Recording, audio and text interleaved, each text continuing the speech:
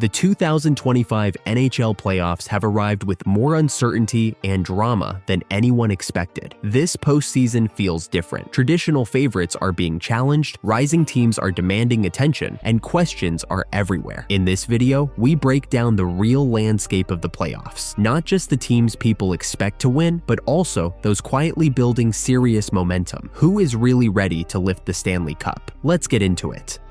The race for the Stanley Cup is as open as it has been in years, but a few teams have separated themselves from the pack. Carolina Hurricanes. The Hurricanes entered the playoffs with one of the most complete rosters in the league. Their defense, built around Jacob Slavin and Brent Burns, minimizes high-danger chances against. Their offense rolls through multiple lines without relying on just one superstar. Frederik Andersen's return to form in goal gives Carolina the stability they lacked in past years. Their ability to suffocate opponents with pressure and structured hockey makes them dangerous in any matchup. Florida Panthers. Last year's champions know exactly what it takes to survive deep into May and June. Even after injuries during the season, the Panthers have rebuilt their identity around physical play and smart special teams. Sergei Bobrovsky's goaltending has remained solid, and Matthew Tkachuk continues to be a postseason catalyst. No team in the Eastern Conference is eager to deal with Florida's combination of experience, aggression, and patience under pressure. Toronto Maple Leafs. This might be Toronto's best chance in 2 decades. The core of Auston Matthews, Mitch Marner, and William Nylander has matured, while key additions like Tyler Bertuzzi and Ryan Reeves brought needed edge and toughness. Ilya Samsonov's stability in net has been a game changer. After years of disappointment, the Leafs look less concerned about external noise and more focused on closing games the hard way. If they finally manage to avoid emotional collapses, they could go much deeper than before.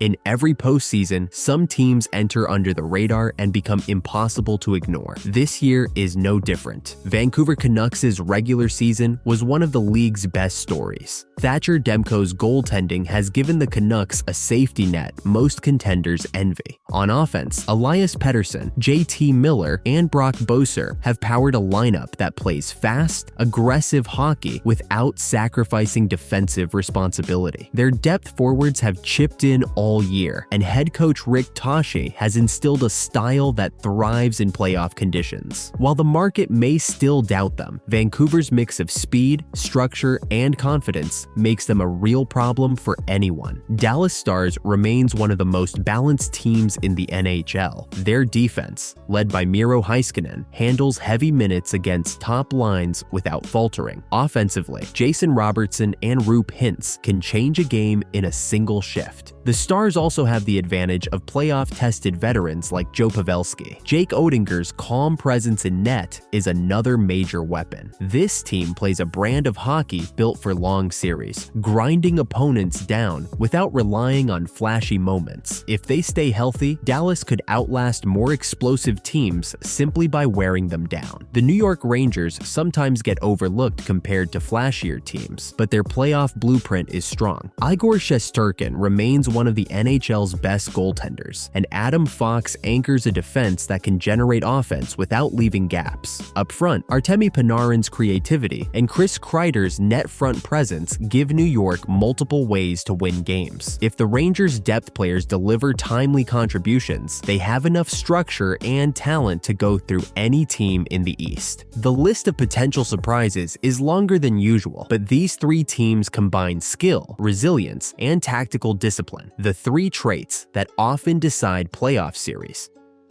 The Capitals entered the playoffs without the same hype they carried during their Stanley Cup run in 2018. Still, dismissing Washington would be a mistake. Alex Ovechkin remains a factor. His scoring touch may not be as automatic as in his prime, but he continues to deliver in critical moments. Nicklas Bäckström's absence is felt, but the emergence of players like Dylan Strome and Connor McMichael has helped compensate. Defensively, the Capitals have stabilized after years of inconsistency. Rasmus Sandin's addition and John Carlson's leadership have given them a more balanced blue line. Goaltending has been steady, with Charlie Lindgren and Darcy Kuemper providing reliability without the need for heroics every night. The Capitals' style is simple but effective. Capitalize on turnovers, control the tempo when leading, and allow Ovechkin to do what he does best in clutch situations.